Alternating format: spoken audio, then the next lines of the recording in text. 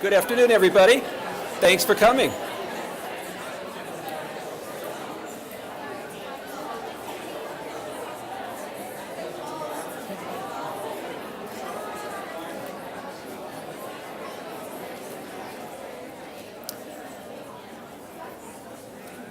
Good afternoon.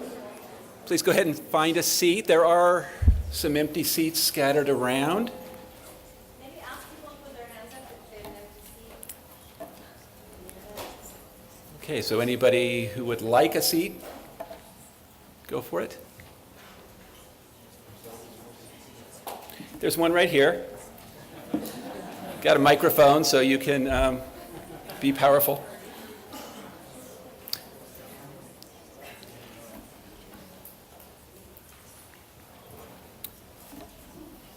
So good afternoon. I'm Tim Slocum. I'm the department head in the Department of Special Education and Rehabilitation. As you all know, claims about truth have become tremendously more contentious in the last few years, more contentious than any other time in our lifetimes anyway. Basic facts about the world, especially the social world, have become controversial and difficult to resolve. And that has important political consequences.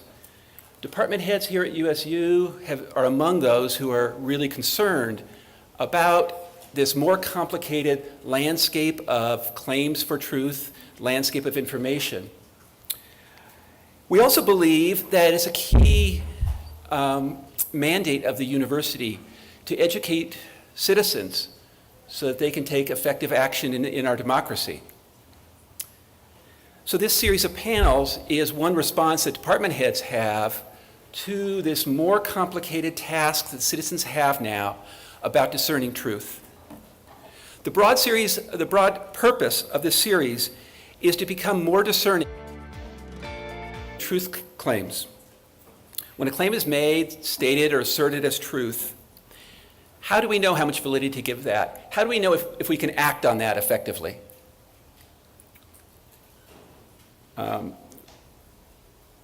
By understanding tonight's panel is entitled Truth is Complicated. Before we can sensibly talk about getting evidence and weighing evidence, we need to know the nature of the problem, why truth is such a slippery and difficult goal to attain. By understanding how truth is complicated, we put ourselves in a better position to navigate this complicated landscape. Before I introduce the panelists, I want to take care of a few little housekeeping things. If you're on Twitter and want to tweet about this, use hashtag USU Facticity. If you're getting credit for this and you want to take a selfie of yourself to show that you were here, there's a special slide at the end. So please wait till the end and you will get the special slide. And third, if you're interested in continuing the conversation, we're going to have a discussion time after this. There'll be refreshments outside there. You can get some refreshments and then engage in discussion both here and in a room across the hall. So there'll be an opportunity for your voice to get out there. So the four panelists represent a diversity of academic backgrounds, expertise, and perspectives that they bring to this topic. Charlie Huenemann is a philosopher in the Department of Languages, Philosophy, and Communication Studies. Aaron Brough studies marketing in the Department of Management. Courtney Flint is a professor of natural resource sociology in the Department of Sociology, Social Work, and Anthropology. And Phebe Jensen studies Shakespeare and other 16th and 17th century literature in the Department of English. Each panelist will begin with a 5-minute set of comments to orient you to their perspective or give case studies or examples that illustrate their particular disciplinary perspective on this topic. After that, we'll explore the topics further and find connections through conversation among the panelists. So without further ado, Charlie? Oh, thanks. So I'm Charlie. I'm a philosopher, if you couldn't tell already. And when people ask me as a philosopher to define truth, I think that they're expecting something very big and holy to sort of descend from my beard or something. And but I have to disappoint them because truth is actually in philosophy one of the easiest things to define. It's a very simple idea, and this is just a workaday notion of truth, very practical, very applied. And what this definition is, it's called the correspondence theory, is that a statement is true when it matches how the world is. That's it, right? That you say something, and if it matches how things really are, it's true, and if it doesn't, then it's false. Aristotle said this in his own inimitable way when he said, when I say of what is, that it is, and when I say of what is not, that it is not, then I speak the truth, right? But that's essentially, it's the same idea. It's a very simple idea. When what you say matches up with how things are, you've spoken the truth. Now, it's one thing to define truth and another thing to tell you how to get a lot of it. It's a lot like money in that sense, right? It's one thing to understand what money is, but it's another project to get a lot of it. And similarly with truth, just knowing kind of what truth is in the abstract may not help you to discern what the truth is as your beliefs come bubbling up out of your head. What would be really nice is if you could adopt some sort of privileged perspective where you could just sort of survey from a God's eye point of view all the stuff that you've said and how the world is and just see when it matches up and when it doesn't. But of course we don't have that kind of perspective available to us. So there are a couple of complications that come up as people try to sort out whether what has been said really matches how things are, and I'll just mention these two. One is that when we're concerned with the truth of claims, we're usually concerned with the truth of really interesting claims, like the temperature of the earth is getting bigger and bigger, right?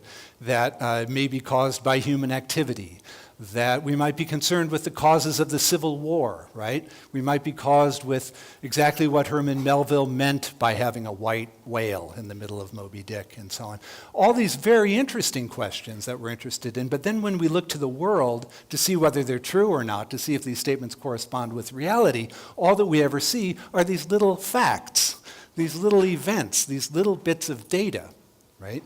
And so you might think of these little data points, imagine them in a graph, right, as the little particular things that we can come to know about the world, when all the interesting stuff that we want to be able to say is much grander, much more general, much more penetrating than the little bits of data that we're given. And so if I have 3 data points, I can connect them all with a very smooth line. That might be one theory of what's going on, right? Or I might not just have a straight line, I might have a curvy line that does still connect all of the points. I may have a jagged line that still connects all the points. There are many ways, in fact infinitely many ways, of connecting those points, those data points.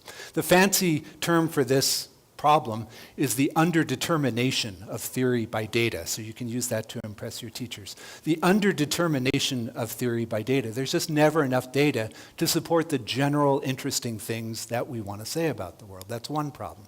The other problem is that when I say we can just look to the world and see these facts, things are more complicated than that.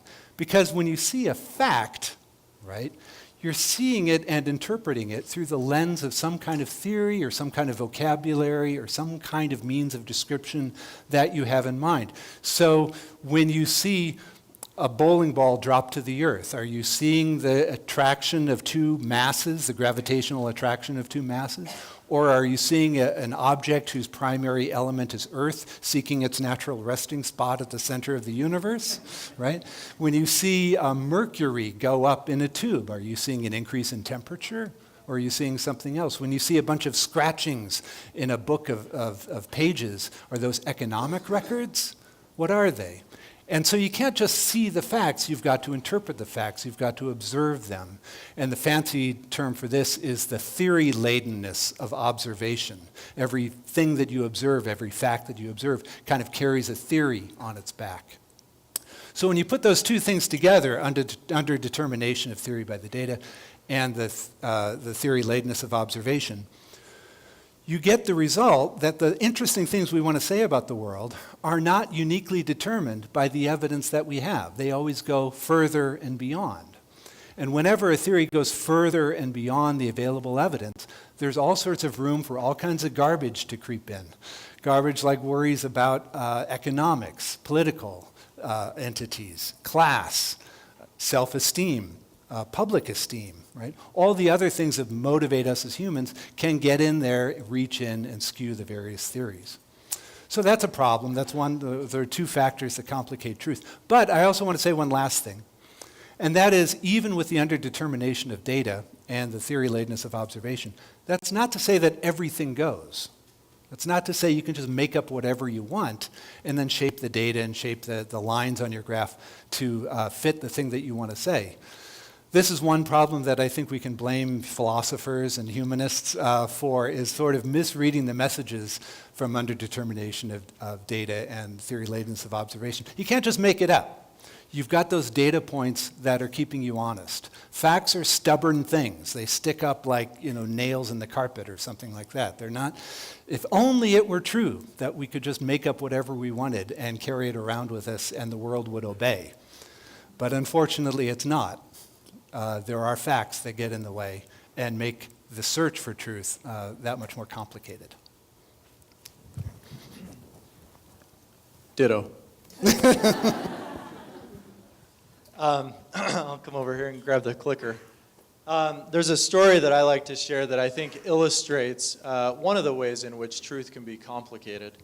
And this is a story about some blind men who lived in a village. And some of you are my marketing research students that I see out here. You've heard this story. But these blind men who lived in a village, something new arrived, and they wanted to investigate what it was. And so the first blind man goes up with his hands extended and walks forward. I got to be careful so I don't fall off the stage here. And comes to the conclusion that this thing that's arrived in the village is a wall. He says, this is, it's rough, and it's broad, and it's firm. And so the second blind man wants to see this, wants to experience this wall for himself, and so he also goes up with his hands extended to feel the wall. And to his surprise, he says, well, this feels nothing like a wall. It's round, like a tree stump. I can't believe you thought it was a wall. So the third blind man is intent on resolving this difference of opinions and goes up and discovers that, in fact, it's more like a spear, sharp and pointy and hard. And so the fourth one goes up and finds that it's soft and smooth like a snake. The fifth one, totally confused by the others, goes up and says, it's nothing like what any of you have said. It's like a fan. It's thin and flat. And the last one discovers that it's more like a rope, kind of stringy on the end. And of course, if you're familiar with this story, what they were all feeling were different parts of an elephant. And the reason that I think this story is useful in understanding how we think about truth is that people have very different methods of assessing truth claims. And that can make truth complicated. Because if you rely just on one method, or just on one piece of evidence or one piece of data, you can come away with a very distorted perspective on the truth. And so it's very important to look at multiple methods, to look at all the evidence and all the data, and to come up with a representation that triangulates the truth. And of course, that's a pretty funny looking elephant, right? And so most research that we do, most attempts that we make to understand truth probably aren't going to give us a perfect image of the truth. But it can get us close. It can approximate the truth. And it can do a lot better than we can do by using just one of these methods in isolation. And so I think that's one factor that makes our understanding of truth complicated, is that, depending on our discipline, we all use different methods of assessing truth and determining what's true and what's not. And when we rely just on one method and we ignore other methods, we can get into trouble. There's a few other complicating factors, and I'm not going to walk through all of these. I know this is a text-heavy slide. But, a couple other things that I think make it problematic is, one, there's different types of truth claims, ranging from, historical facts and physical facts to more emotional and metaphysical types of claims that may be harder to assess. And there's a lot of different methods that we can use to assess these types of truth claims. And some of these methods may be more suited to evaluating certain types of claims than others. But the reality is that the scope of truth is so vast that not one of us can fully comprehend all of it. And so we have to become reliant in some sense on other people. We're not going to be experts in every dimension. And so when we rely on other people because of this limited cognitive capacity that we have, we can be misinformed. And even for those aspects of truth where we're personally involved in investigating them, we have biases in our attention, in the way that we perceive things, in our motives, in our memory, in our ability to communicate that truth to other people. And finally, when we look at records, there can be factual or logical or other errors in them, or even imprecision. And all of this combined can make understanding truth very complicated.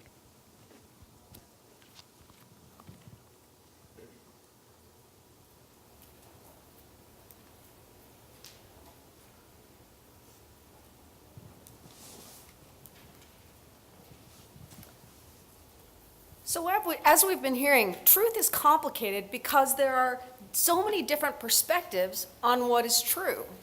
There are many different ways of making sense of the changing world around us.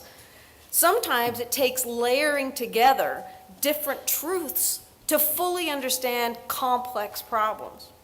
Environmental health and well-being is one of these complicated bundles of truths that I want to explore with you today.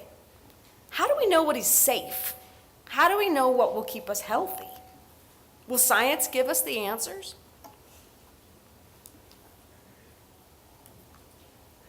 The people of Point Hope, Alaska, live on a gravel spit that sticks out into the Chukchi Sea up in the Arctic Circle. And for 2,000 years, they've hunted whales and caribou and seals, and they've depended upon what they could harvest from nature around them for their subsistence. But the 20th century has brought real changes to this community, especially for the health of these people. And as in many Alaska Native communities, people are now struggling with diabetes and other health problems. I went to this village as part of an EPA project to explore the role of wild Alaska berries in possibly combating this ever-increasing problem of diabetes. Science tells us that these berries should be key to improving health. And a major goal of this project was to teach K through 12 students how to use science to investigate the health properties of the wild berries. We gathered local wild berries from the tundra around the community, and we conducted experiments with the students to evaluate and look for these compounds in wild berries and whether or not they might have the potential for human health impacts. The science, both the field work that we did with the kids and the highly sophisticated lab analyses that were done back at the university, did strongly indicate that these wild berries were a really powerful natural medicine for helping to fight against diabetes and other metabolic syndromes. But we quickly learned that this was not a simple truth. Science and scientists and outsiders aren't always trusted in the Point Hope community. The young woman that we'll call Tana spoke up in these discussions and said, "We already know that berries are healthy." And it opened a conversation in which the children and the kids told us all about going on boats with their grandmas and their aunts and their cousins to pick berries in special places. And for many generations, these people of Point Hope knew that berries were important foods long before we knew about antioxidants or anthocyanins. And their stories painted pictures of health that came from relationships among people and of stories and traditions passed down through generations. But we also learned some unfortunate truths about the social relationships that they described to us. These young people told us it was harder and harder to get the elders and their parents to take them out to pick berries and show them the special places and teach them the traditional ways and practices. Drugs and alcohol and other abuses were taking a toll on the community. And the kids were really worried. Would they be able to to continue to learn these traditions and keep them alive in future generations? And a boy we'll call John shared with us that his family had observed sick and dead caribou in a place where they had long picked berries. And his uncle was really sick from eating berries in that place where radioactive contamination was found left from an old military site called Project Chariot, where in the 1950s, the US military planned to use nuclear bombs to blow up a cliff to create a new harbor. Well, they never created the harbor, but they left the radioactive materials buried in the soil near a creek in this place. And John and the other kids asked if these berries were safe to eat. And we, the scientists on the project, didn't have the answer to those questions.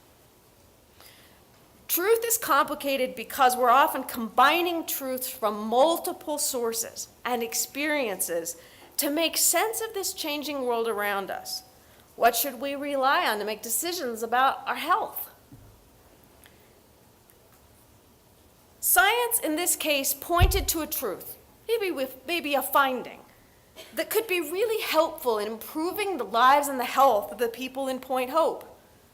And so the science validated a long-held traditional truth. But these traditions are fading, and the risk of contamination is very real. Cancer rates are also high in this community.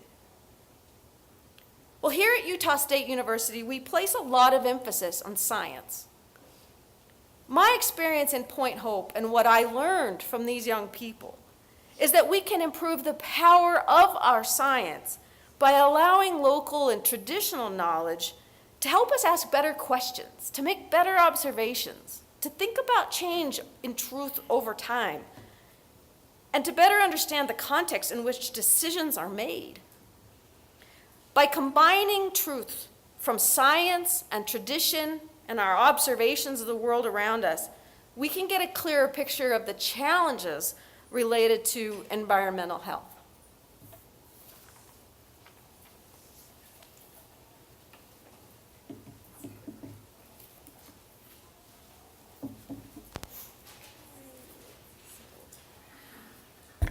So can you hear me in the back? So I've been given the cleanup batter position in this panel because as an English professor, I'm going to talk about at least partly truth with a capital T, truth as in how do we figure out larger meanings that maybe should undergird our more localized questions about truth. So last summer in New York City, the New York Public Theater put on a production of Julius Caesar that some of you may have heard about. It received international and international press. In this play, Julius Caesar, the title character, is brutally and bloodily murdered on stage by a band of conspirators who think he threatens the Roman Republic, that he's an authoritarian leader and they're afraid he's going to institute the Roman Empire. The reason this production was so controversial and made the news is pretty obvious when you take a look at a still from the production. Caesar was cast as a stout businessman with a penchant for red ties and alarmingly orange hair.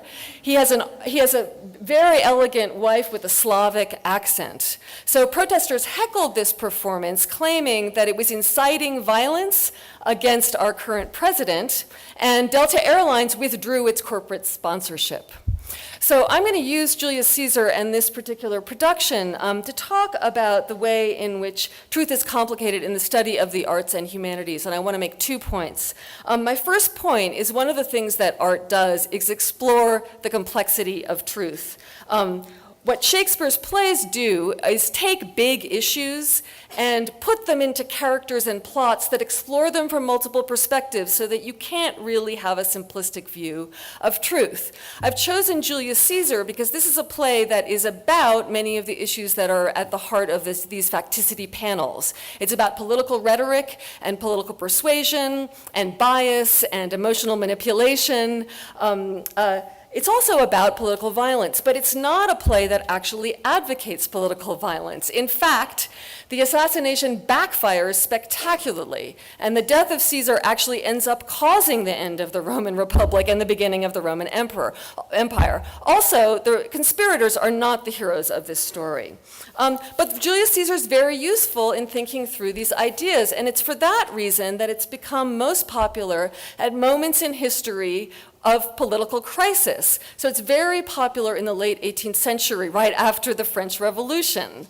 Its most popular 20th century production was directed by Orson Welles. This is the Mercury Theater in 1937. And as you can see, I hope you can see, it's pretty obvious he uses Julius Caesar in order to explore the rise of fascism in Europe and the ineffectual response to it. And just one more example as a counterpoint to the 2016 production I just saw you is this 2012 Guthrie Theater in Minneapolis production, where Caesar is an African-American leader, very cerebral, very managerial, with a penchant for basketball. So obviously, the play's been used in this way. So that's my first point, just that art is really crucial for exploring complicated questions, including questions about truth in a civil society. So to withdraw support from this play, like Delta did, is to misread the play as polemic. Polemic is not art, it's a different way of thinking about truth.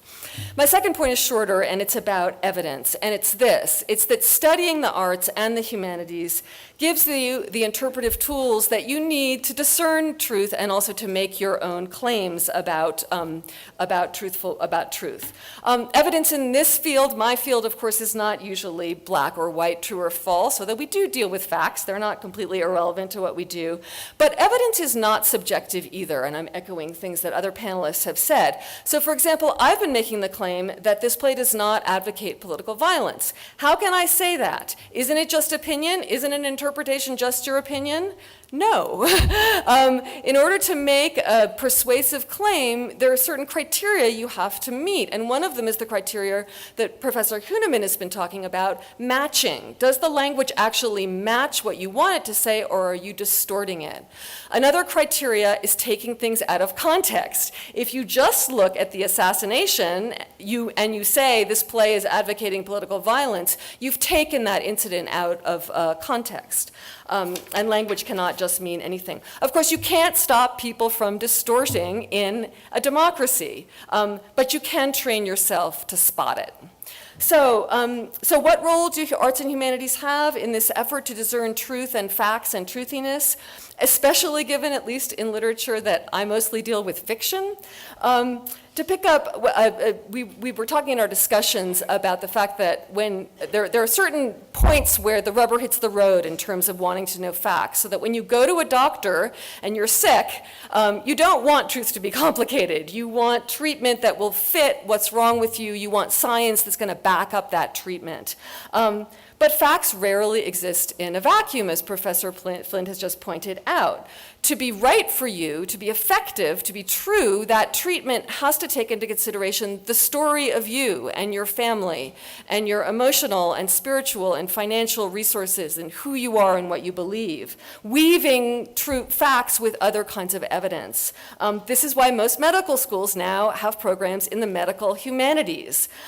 Medical practitioners who treat human beings, not robots, need to be able to think about facts from multiple perspectives, as Professor Brough has been talking about, including those provided by the creative arts and the humanities, philosophy, anthropology, folklore, film studies, etc. You need the critical thinking skills that teach you how to handle and assess evidence that's not black and white. Thank you. Should we take him off?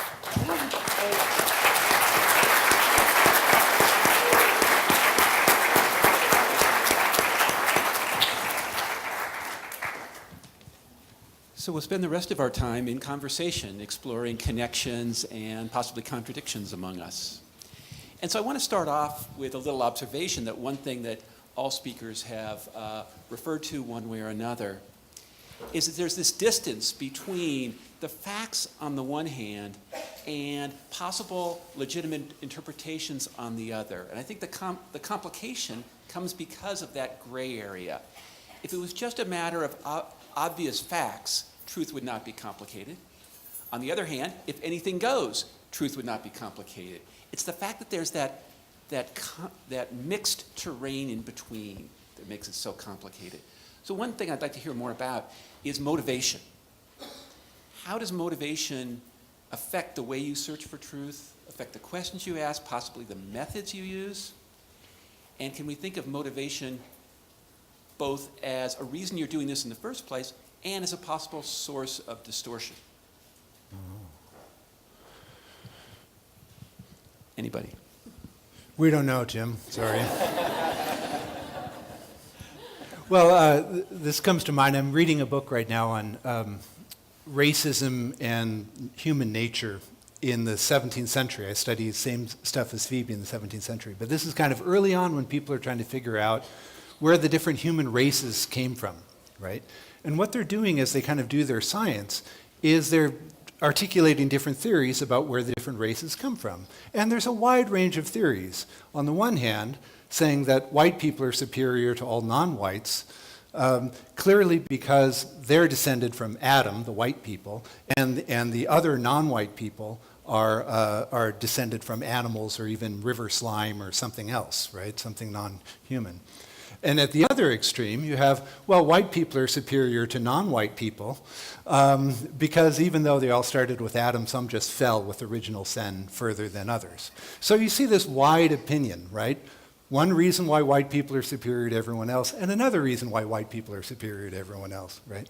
In a sense, all of these people doing the inquiries were doing their level best to chart out the data, to use their biblical chronologies, to see what is geographically possible and what is not, right? But they're interpreting all of these facts within the context of explaining the evident fact that white Europeans are superior to everybody else, right?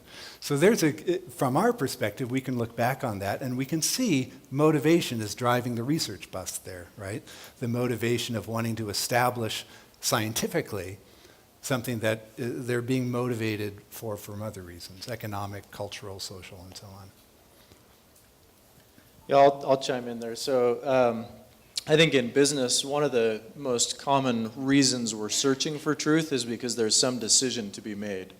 And so I think, the goal is to make as accurate of a decision as possible. And, similar to kind of the medical example that you gave, if you're trying to make a decision about your medical treatment, you want a clear decision. You don't want there to be ambiguity.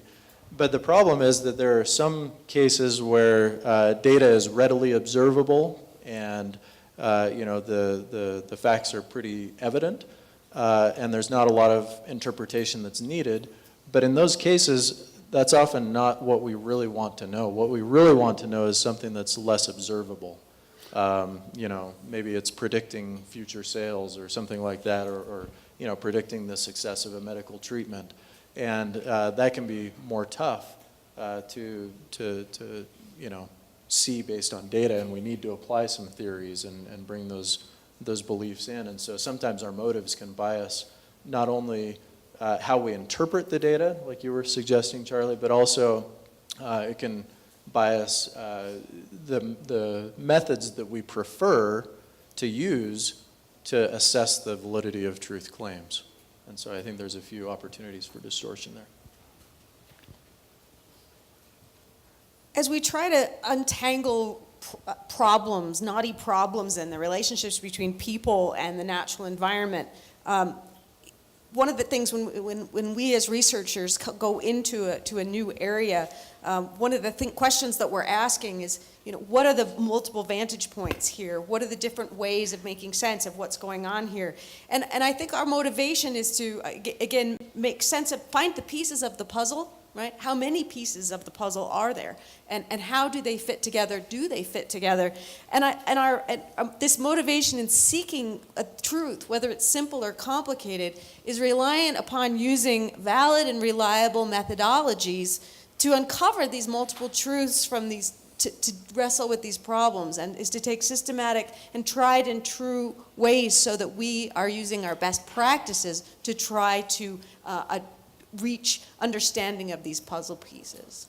And a similar thing happens in the Socratic method that's at the basis of most humanities education, because what you are asking people to do is propose ideas that then are evaluated from other perspectives in the classroom particularly. So it seems to me that in a lot of the work that I do with students, often our goal is a little less decision-oriented.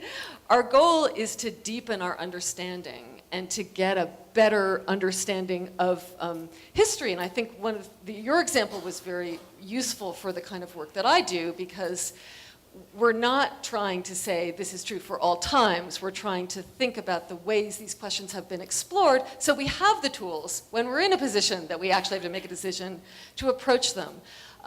So I'm just going to give an example from what I'm teaching this week, and some of my students are in the room. I'm teaching The Merchant of Venice, and this is a play that at the heart has a Jew named Shylock, who at certain moments in the play is represented in an extremely anti-Semitic, sort of hateful way. He says things like, "I hate him for he's a Christian." He's a villain in a lot of ways. But there's other parts of the play that really complicate that representation and try to kind of think about what it means to be the victim, the object of racism or the subject of racism. It's a play that explores it. And in fact, over history, the meaning of that play has really changed. It was a play that was performed in the Yiddish theater in the 20th century. It was performed in Nazi Germany. It was performed after the Holocaust in Israel as a way of thinking about history. So there we've got a search, there are plenty of examples of productions of this play that are motivated and therefore taking one part of the play and stressing it. And the Nazi representations, you can imagine what they were like.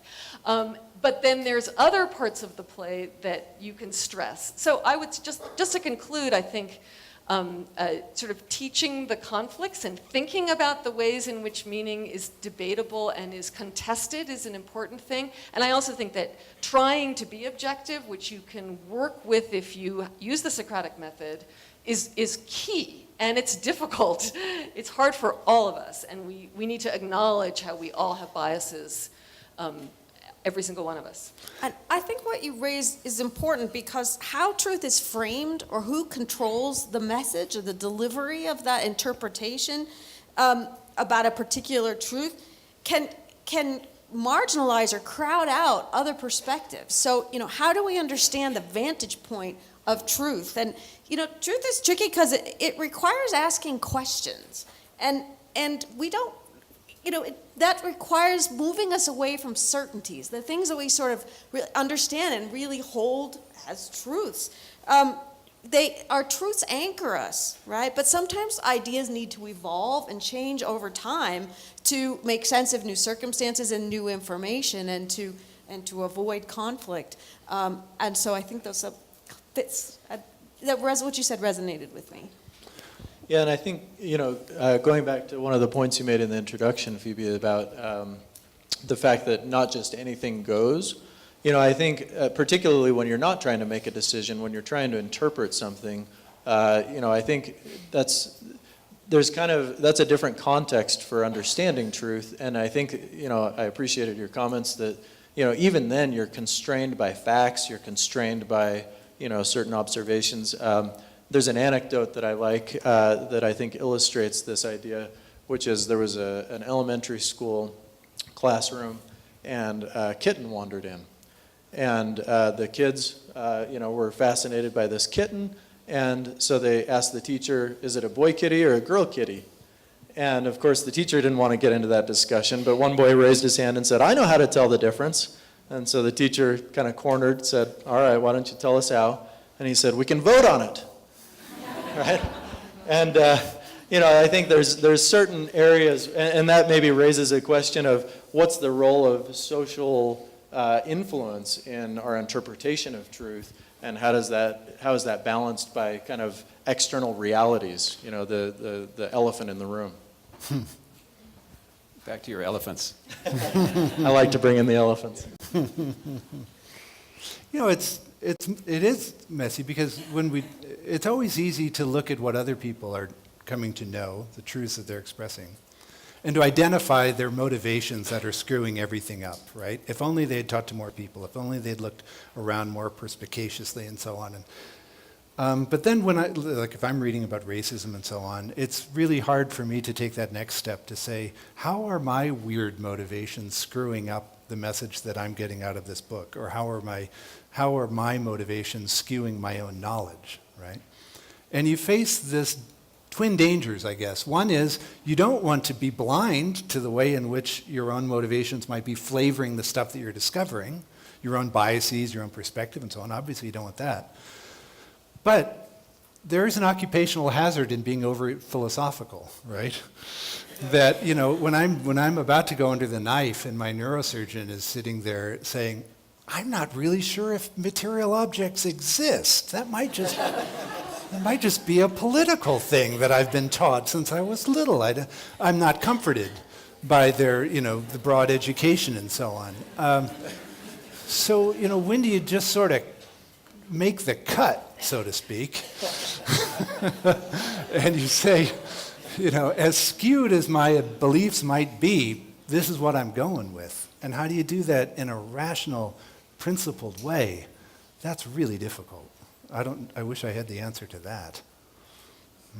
And I think a university is the privileged place where you learn how to think about things in all of those ways. And The doctor went to a university. Sorry? The doctor went to a university. That doctor went to it. But my point was that you're getting a privileged education in a space in which you can think about these things. But you're absolutely right. The point is, what do you do with them when you leave the university or even leave the building, honestly, is that that's where that's a transition that happens there.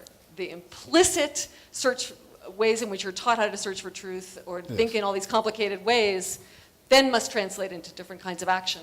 What are traffic laws but a mobile army of metaphors, a myth agreed upon?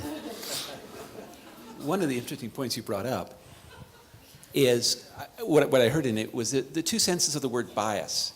There's a sense of the word bias where we can look at other people and say, oh, they're so biased. The thing we can try to avoid, the thing that by a broad education you could maybe lose some of. And then there's the sense that Aaron mentioned just briefly, cognitive bias.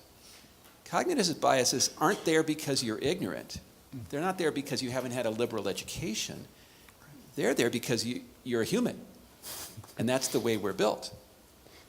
So I wonder if part of the answer to Charlie's question is to recognize that we have certain biases built in and then use methodology to the degree that we can to constrain ourselves in our explanations in ways that would minimize the effect of our bias on how we interpret the world.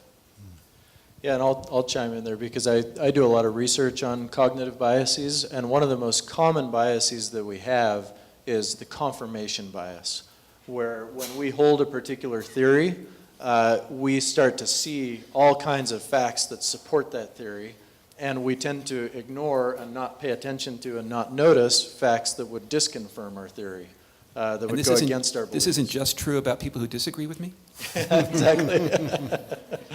And so I think one helpful tactic that I talk about with my students is to specifically look for evidence that might refute something that you believe and make sure that you pay close attention to that evidence and look for it, because if you're not actively looking for it, you're likely to find evidence that supports what you already believe. If you have a hypothesis, you're likely to find evidence that supports that hypothesis. But if you look for evidence that would refute it, then you're confronting those facts kind of head on, and you're more likely to form a more holistic and possibly more accurate judgment. This might be a good point to mention my favorite Reddit site, which isn't about kittens, but rather it's called Change My View. How many have seen Change My View? Just a few. That's too bad. It should be more widely appreciated. A student alerted me to it. I didn't know about it. But here's the whole premise of the Reddit thread. Somebody puts forward a claim that they have found themselves believing, right? It could be about anything. It could be about equal rights for various people. It could be political. It could be scientific. It could be social, and so on. They state their claim, and they state the reasons for their claim, and then what everybody else in that little subreddit does is they try to argue them out of their view. And there are very strict rules about this. No name calling, no just this and that kind of thing. You have to stay on topic. You have to present cogent reasons and so on. And if I put forward a view and you do manage to change my view, I'll award you a delta point, which is utterly meaningless, but it's kind of like a thank you. Thank you. I had believed this thing, and now, because of the arguments and the evidence you've presented, I realize I was wrong. This is like the most beautiful thing on the internet, right? This is what the internet was supposed to be, a discussion of ideas and reasoning and evidence, and underwritten by a willingness to change your mind if you've been presented with a strong enough argument or evidence for the argument. It's a marvelous thing, but very rare, very rare.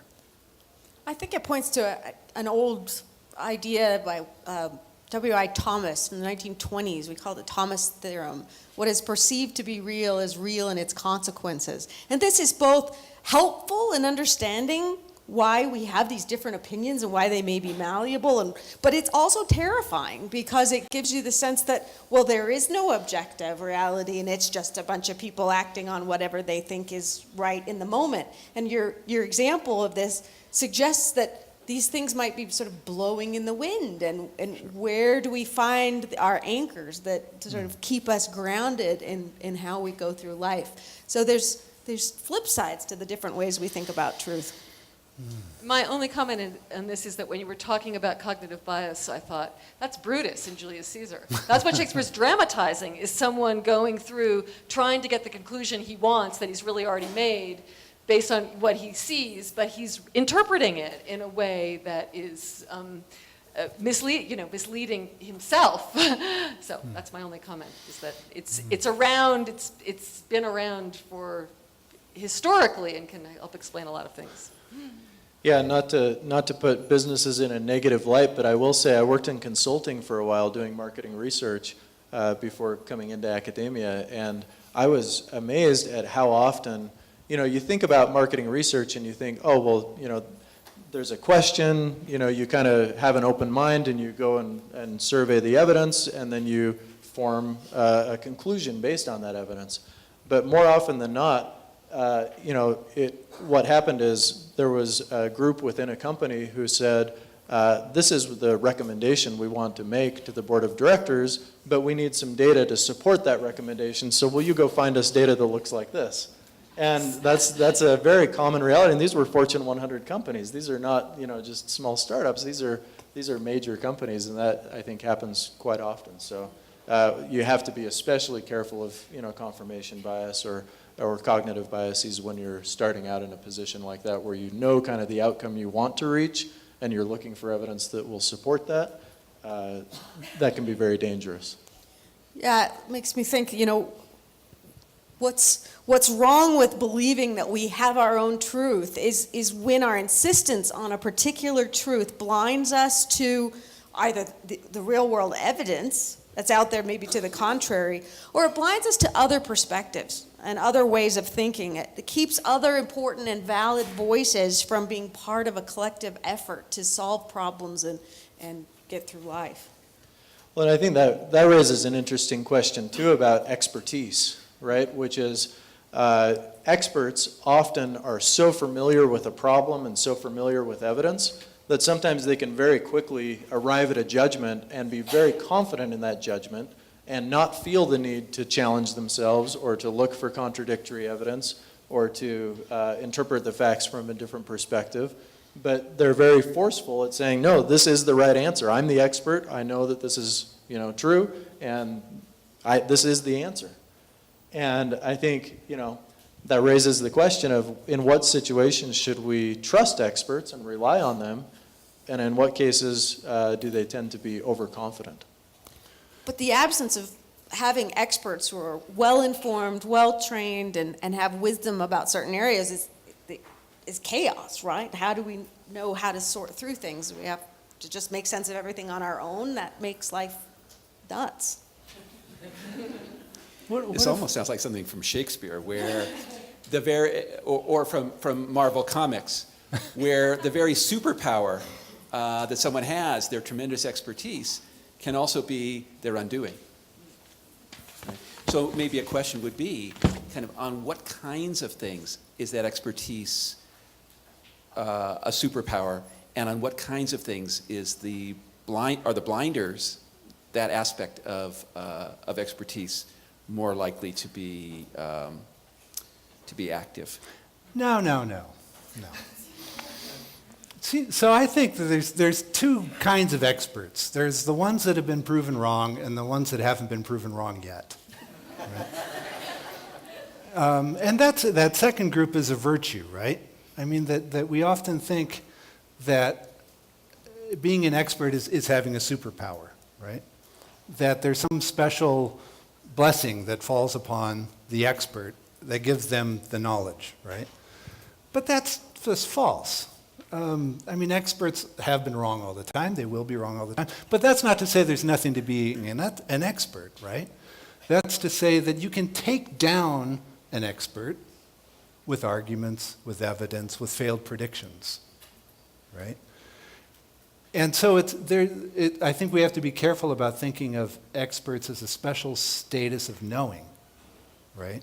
We might say if you're an expert, you've mucked around in the field long enough to know what to worry about, right? That kind of thing. But that's never to say that you're less likely to be wrong. You could be completely wrong, and it just takes a fact to do it. So Charlie is personifying a kind of anti-expert approach that I think is actually really a longstanding part of American culture generally. And I would like to differentiate maybe between efforts to challenge authority and efforts to challenge expertise. So, of course, challenging authority is a good thing. This country's based on it. It can result in innovation. But challenging expertise, it seems to me, is slightly more problematic, because then you're challenging the very methodology that you're using to reach conclusions. So the example I have for that is the one thing that joins all the faculty at USU, which is the peer review. This is what we all are subject to in every single discipline. And the idea is that you don't just put your work out on the internet, right? You have to submit it to other people who've been thinking about these ideas for a long period of time. And so you're judged in the marketplace of ideas. So there's a lot of different multiple perspectives onto the validity of what you do. And that has brought us things like climate science, for example. But then what happens when people suddenly say, I don't believe in expertise, I don't believe in the way, I'm just not going to play that game. I'm going to completely deny, I'm going to use the same kind of evidence and give you a counter-argument.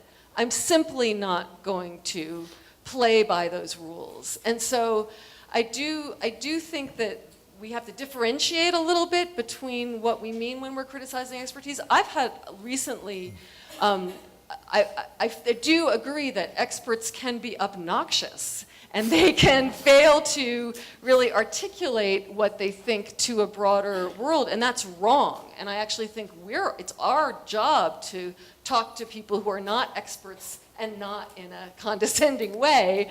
And I've seen that actually in action recently and thought, oh no, is that me? Is that what I do? I don't want to be that. So, so just to say that challenging authority is a good thing. Challenging expertise, okay, but maybe not entirely.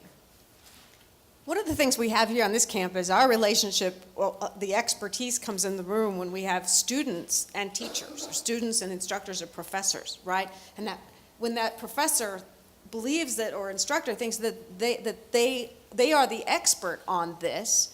What I recently, to tell a story about this, is a graduate student teaching a class for the first time, and the weeks leading up to the semester, he said to me, I'm absolutely terrified. I've never had to be the expert before. I've never had to sort of know the answer to every question that might be asked and to explain how all of this works. And I thought, wow, I wonder where he got the thought that this was his job as the instructor of this class. Sometimes the expert is perhaps just a guide to facilitate the learning process and to facilitate how we ask our questions and how we navigate through this learning process. How do we find our own way towards various truths and how we make sense of them? And so sometimes I think we hold up this notion of expertise a little bit too high. And in our relationships amongst us, I find sometimes my students are the ones that are the experts on their own lived experiences that can help us to understand how to make sense of new ideas. So, given the direction the conversation has gone, I'll come back and challenge this a little bit. That, I think there are some real valid redeeming merits of expertise in that, like for instance, there was a study where they looked at grandmasters in chess and how they differed from novices in chess. And one of the findings was that grandmasters are very quick to recognize patterns on the chessboard. So a novice looks at a piece, thinks about, okay, if I move that piece, what's going to happen next, and kind of thinks about it one piece at a time. The grandmaster just takes it all in and recognizes the pattern and instantly knows how to respond to that pattern. I think you see that with healthcare providers, right? They see a pattern of symptoms. They recognize that very quickly and can provide a diagnosis. You see that in business, where you can recognize a pattern of forces in the environment or a pattern of, elements within a business, and you can quickly identify what's the problem, what needs to be the solution. But on the other hand, I think this challenge with experts is they tend to be much more overconfident than they should be when they recognize those patterns, because they've gotten in the habit of being right. They've gotten in the habit of doing things very quickly, and so they can tend to rely on heuristics, where because they see the patterns and they kind of recognize things, they can rely on these shortcuts, these mental shortcuts, to say, I know what to do here, I've seen this before, and they're very confident, and sometimes that overconfidence can get them into trouble. And there's studies that have documented that experts tend to be much more overconfident in some areas than novices. There's been other studies that actually show that novices are more overconfident than experts because experts know enough to know what they don't know. So there's multiple arguments to be made. There's both Tim and Aaron, I'm sure, well, maybe all of us know about this. It's called the Dunning-Kruger effect, which is basically that you test people on various capacities that they have, and the people who are really good and really know a lot about this stuff systematically tend to the people who are really good tend to underestimate what their capabilities are. They have a lower opinion of themselves than they really should have. And the people who aren't competent, well, they tend to think of themselves as much more competent than they really are, as the tests show. And this is the Dunning-Kruger effect. So when you feel confident about something you're doing, you're probably incompetent.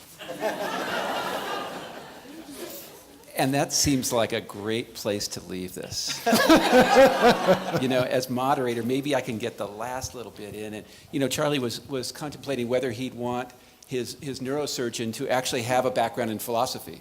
And it was seeming like he was skeptical. And I wonder if he'd like the neurosurgeon to actually be an expert. Yes, I would. Yes, I would. Do I get to say anything about that? Yeah. I mean, I'd much rather have the person who's operating on me, I'd much rather have them be one of those who haven't been disproven yet than be one of those who have been disproven. Now that's where we'll leave it. So please thank this group for this wonderful conversation.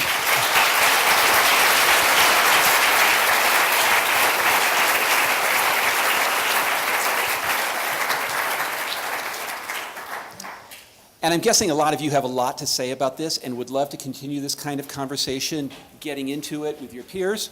So as I mentioned before, in about 10 minutes, we'll have a discussion in here and one in the opposite room right across the hallway with a facilitator to continue this among you. During the next 10 minutes, there are cookies and drinks out in the lobby, so please enjoy those. Thank you for coming. And here's the selfie slide.